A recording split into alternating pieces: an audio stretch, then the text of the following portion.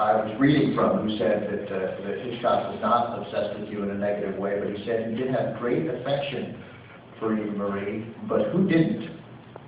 You said that? Yes.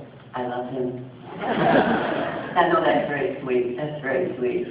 I was just impressed with Hitchcock, the way he directed, but also, you know what, I was really impressed, and you can tell how young I was, and it was in 1836 or so.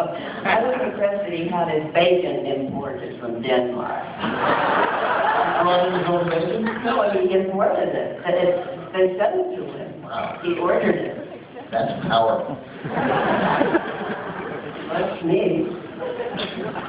You mentioned how different he was than Kazan. Talk about that a little bit, because these are both directors who completely controlled their sets. There was no disputing at any point who was in charge, but their manners of asserting that power were very different. The interesting thing was, if he were directing this scene, he would tell Ben to sit there, Eva Marie to sit here. Fine, that's where he wants us to sit. I come to the acting studio, I'll do whatever I'm told to do.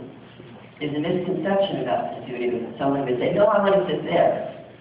No, you sit where the director tells you to sit. But that was pretty much it. And then he had in his mind what the scene was. And he never, I don't think there was much editing, is that correct? Because he used storyboards, and he knew when he was filming it, he was cutting it in his mind's eye. So there was very little editing going on. Now, I came across something that maybe you don't know, and of course you know everything about all of this. Fairly. I think you know a lot. But you know this, that he, when he watched the dailies, he would turn the sound off to be sure that what the actors were saying, what they were emoting and their expressions, that the scene made sense and said what he wanted that scene to say without the dialogue. Like The Artist. How many of you have seen The Artist? I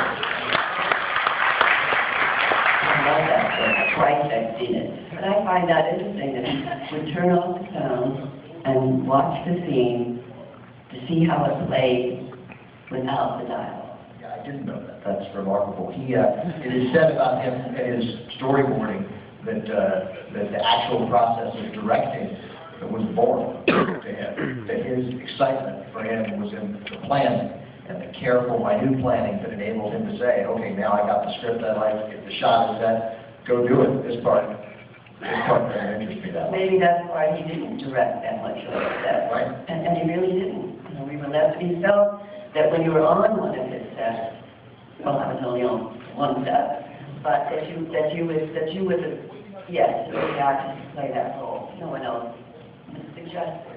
I don't know. I want to know all that history now. But it was very different for Kazan. Kazan was totally different. Yeah, he was there, and he was by the camera. I don't do that anymore, do they? They're watching what is that called? Monitor. Thank you. I'm here for you. You watch the monitor, so they're not near the camera. And Kazan was always, if this is the camera and here's all the actors, he would be right here, not saying anything, not doing anything, not gesturing, but just there. And his presence was so strong. And it was like teamwork. He was rooting for you. And you felt that. I miss that in directors. They're all, those monitors can be blocks away. You sort of appreciated the hands-on nature of a director like that. Yeah, well, I'm married to a director. His hands are on.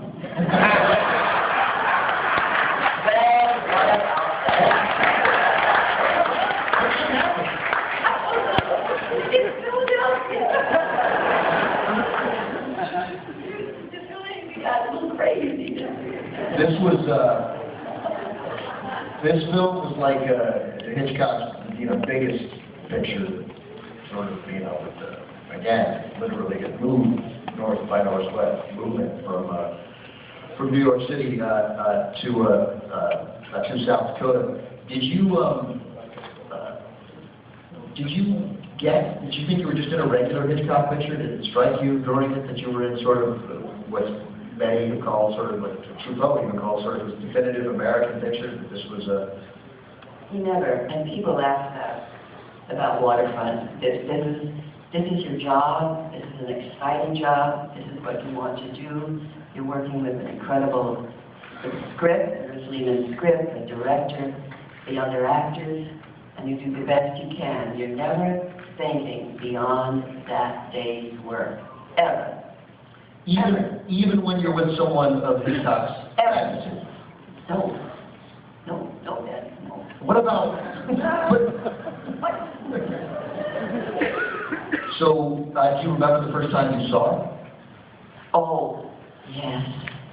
When you're not in a scene, you don't know what that scene will be until you see it on the screen.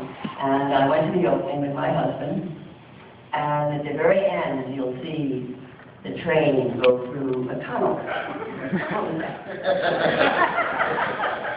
You want to tell me? Are you sure you weren't a third grade teacher? Are you sure you weren't a third grade teacher? So I said to my husband, train going through the tunnel. I said to my husband, ooh, that's a little Freudian. And Jeff said, you got it, honey, you got it. So those who haven't seen it, you'll see it tonight. And you'll get it, you'll get it. Yeah, it's hard to miss.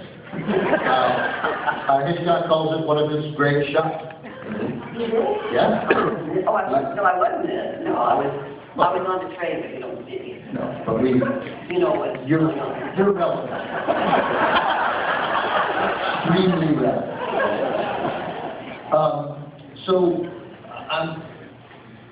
You had, obviously you'd worked with Brando and On the Waterfront.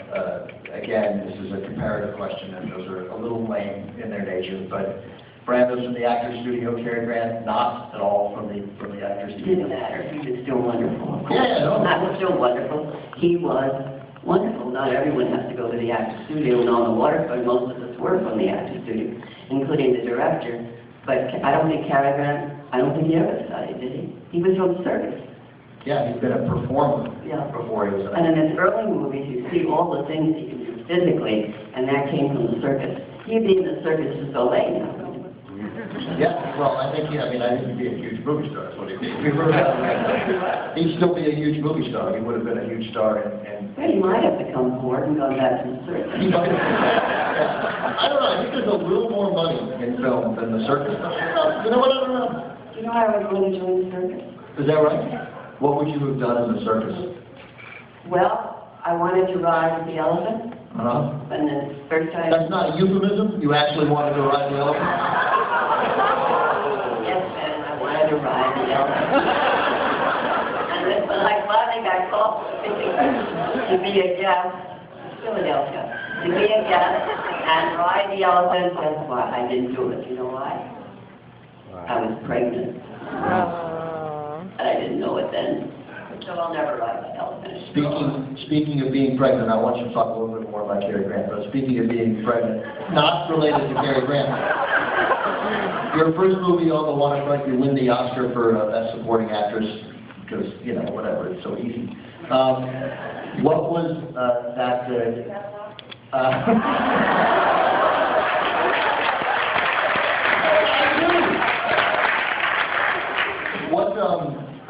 What was that night like? We were in New York. In those days, you had the people in New York who made the movies and the people in Hollywood, and there was jealousy between the two, and you would go back and forth. It wasn't the way it is now, and people didn't make long acceptance speeches thanking everybody. You just went up and you said thank you, and you walked back. So, but that was an exciting evening because none of us thought that it was Waterfront, black and white, New York, maybe a little downer. Might not win anything. And then people started winning. Boris Kaufman is the cinematographer. They called his name, somebody else. And I was sitting next to Jeff, and he said, honey, they call your name. Don't rush up on that stage. And they called my name, and I started to, I mean, who listens to their husband all the time? But I started, I couldn't because his hand was on my thigh, and he said count to 10. So I have someone took a film of me, and I'm going, smiling, 1, 2. Then I rushed up, because 2 days later I had the baby, so he didn't want me to lose the baby. I didn't either, but it was a pretty heady time. Oscar and a baby. Yeah, 5 of the actors in On the Waterfront nominated for Oscars. Yeah, And no one expected it then. yeah. And there wasn't any publicity. It wasn't the way it is now with all the ads, and we're saturated with all of that. And the poor actors have to go to this luncheon and that screening and this interview. My God, they're exhausted, I'm sure. Yeah, I mean, I enjoyed The Artist very much. As soon as I saw it, I was sort of told, oh, this is going to win the Oscar. This is an Oscar-winning film. And I'm getting emails about how it's supposed to win the Oscar. That kind of thing never went on.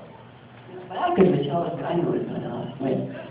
I voted for it. Did you vote for it? I'm not supposed to say that to the family member, but these people will never tell me that. No, They're doing it right now. Who else did you vote for? As long as you're opening up. Never mind. I'll Google you.